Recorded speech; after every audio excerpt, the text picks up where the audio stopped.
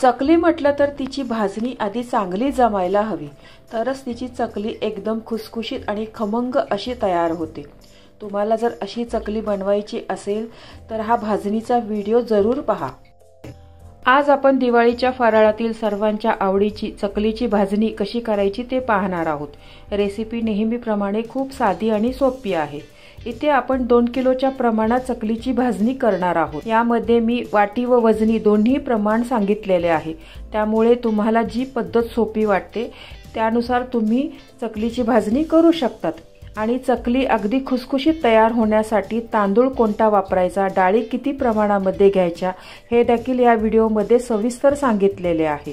आणि आपण जे धान्य वापरणार आहोत ते किती प्रमाणात भाजून घ्यायचे म्हणजे तुमची चकली वातड किंवा कडक होणार नाही हे देखील मी यामध्ये सांगितलेले आहे।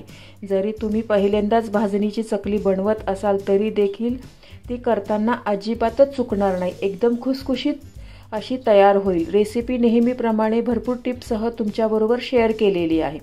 चला तर वेळ न घालवता रेसिपीला सुरुवात करूया।